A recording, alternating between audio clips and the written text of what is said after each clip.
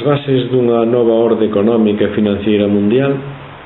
A reunión do G20 en Londres foi todo un éxito, a xulgar pola información transmitida polos medios de comunicación sensibles ante a necesidade de trasladar mensaxes de esperanza a unha cidadanía desconcertada e duvidosamente convencida da operatividade final dos acordos acadados.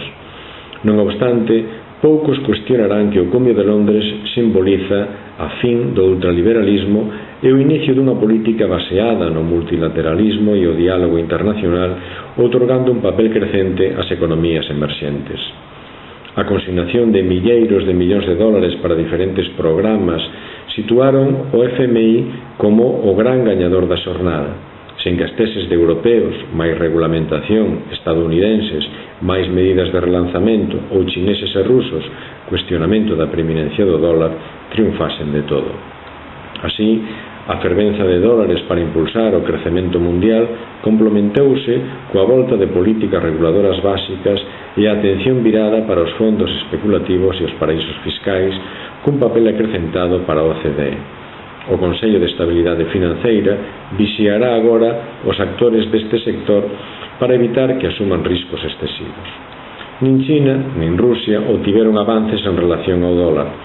Obama deixou en claro que non quere nin oír falar do asunto e o FMI, moi diplomáticamente, non desbotou o debate de cara ao futuro. Pero este tema, central na orde financiera, se pretenden que esta sexa realmente nova, xa non é tabú e dará que falar. Pequín si obtivo o compromiso dunha mellora na representación dos países en vías de desenvolvemento nas dirixencias do FMI e do Banco Mundial.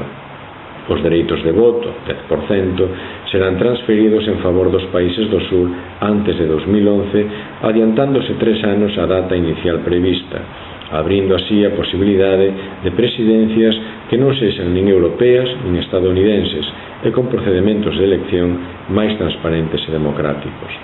Non menos sorprendente foi a revalidación do compromiso cos obxectivos do milenio, reducir a metade a pobreza no mundo en 2015 e dobrar os fondos destinados á África subsahariana. Se ben deberase agardar a materialización das cifras tantas veces prometidas e as súas propias condicións. De entrada, unha parte do stock de ouro do FMI venderase para financiar a axuda aos países en vías de desenvolvemento. Todo o acordado semella esencial nos tempos que corren e o risco de verse desfasados polas circunstancias segue presente, habida conta que ninguén sabe a ciencia certa cal é a dimensión da crise. Paradoxalmente, pese a súa gravidade, case ninguén se atreve a pedir responsabilidades aos principais desorganizadores da economía mundial, cuxos excesos cometidos en total impunidade grazas ao control do dólar están na base da actual deriva. O mesmo cuestionamento cabe facerse en relación ao FMI, cuxa escasa credibilidade deben da súa responsabilidade na conformación e xestión dun sistema económico en fase crítica por mor do estímulo de políticas de curto prazo e ao servizo dos países máis desenvolvidos. De aquí ao próximo cumio, que será en novembro en Nova York, o propio ritmo da crise determinará a medida da aplicación dos acordos e a intensidade das respectivas ambicións.